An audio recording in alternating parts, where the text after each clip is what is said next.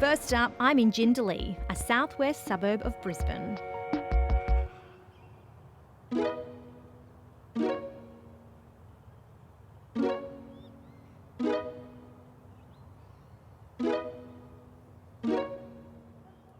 I'm in Jindalee today, southwest of the Brisbane CBD, and I'm going to show you through an architecturally designed home where the success is in its subtlety.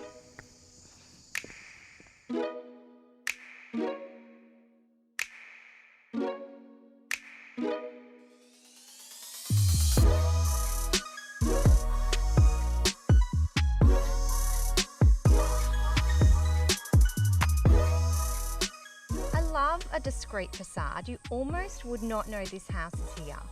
It's so good, isn't it? And these original features of the home, Carleen, you know, the driveway, the beautiful light, they've all been crafted over time with love by people who've owned this house in the past. So for us, it was really important to keep that language and not muck about too much with what we've done at the front here. So I take it this is a renovation? It is a renovation, yes. What was here and what did you do? We've dressed up the front a little bit with some subtlety in terms of the gutter line that we've done there and new roofing which has been put on. We've redone this front element there in a black to just pick it out and lifted it forward. You know, there's subtle changes but nothing really over the top. The front door was the front door. It looks very on brand with what you do best. So it's, you know, it's subtle, but it's sleek, it's modern. What's your favourite part? I think my favourite part is that the clients are happy, right? The owners are loving living in this home. That's a good answer.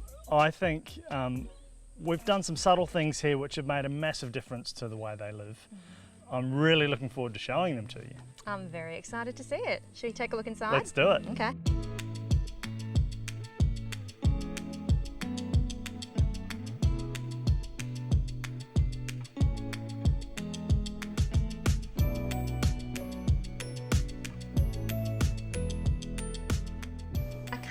Finger on it, but you can always tell when a space has been done by an architect. It's probably just, you know, simple finishes, done well, but always a killer floor plan. Well, thanks, Carleen. I mean, I really love working with the notion of a floor plan, and that's how we always start our design strategy, always from a floor plan. And for me, it's got to make sense. The spaces have got to align. You jumble it around a little bit. It's a bit like playing Tetris. You talk to your client, you ask them what they're trying to do with the relationship between how they live, and we always end up with what I think is the right floor plan. Yeah. And then from there you can start introducing those other ideas which we're all fundamentally thinking about already, which is the three-dimensional space, the light quality, the ventilation. So talk me through what was here and what you've done. So this house was a very, very, very standard rectilinear mid-century modern home. We were lucky to have the original floor plans which were given to the client by the other owner when they purchased the home. So that enabled us to really get an understanding of what was going on and how it was built. When we came in here, we found there were all these dummy rafters that had been thrown across the space that were doing nothing, and it was really hunkering down the space. It's quite dark in here. You know, the typical gable roof sloping down towards the north, so there was not a lot of light and it felt cramped. So our strategy then, once we got the floor plan aligned, is to maybe brighten the space up. So we did that through using three-dimensional space and height and volume in the roof plan to create a sense of space, even though we only extended the floor plan by 1.5 metres in one direction.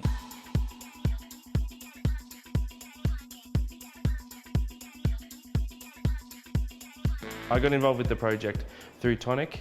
My company was fitting. We specialise in renovations, and this type of project was suited to what we do. So the first day, it was pretty crazy. It was very dark and dingy, and the colours were old and outdated. And you know, obviously the first day is demolition. We got stuck right in. Outside was covered in bricks and pavers. And you know, it really enclosed the space and made it uninviting.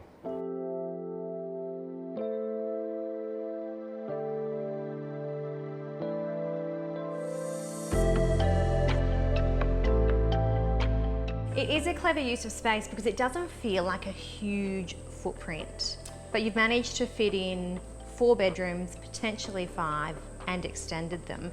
And you've included multiple sort of sitting areas, which I think in a home is really important, because I feel like some homes sort of lack what I call breakout spaces. It's great that we've got, you know, the main living room, but behind you is just a really sweet sitting area, because to me, that's the space I would want to sit in.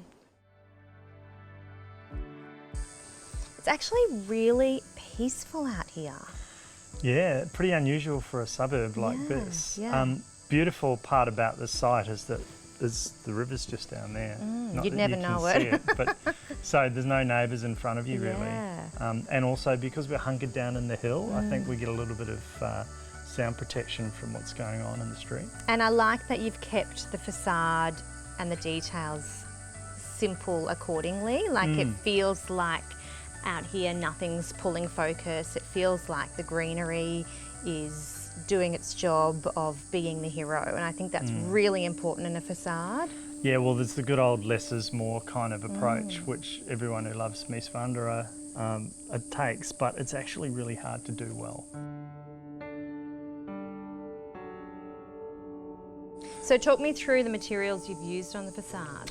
Well, pretty simple stuff. Obviously, you know how much we love to use Bond or SolarSpan, and we've used that on the roofing, of course. It provides such a great amount of insulation. Which is this? This is this roofing here. And also And inside. Also inside, Right. yeah. So we've got the BJ, the elegance profile there. And also we've just now brought that into the vertical shiplap board on the outside as well. So we're kind of keeping that language going to, again, unify the design. Just the ability to get those really simple soaring spans without wasted structure. They connect together, you know, seamlessly and easily, and you know, the process is perfect. Well, it's a simple but beautiful and effective design. You've done it again. Thanks for having us through. Carleen, thanks so much, and hopefully we can show you through another one soon. Me too.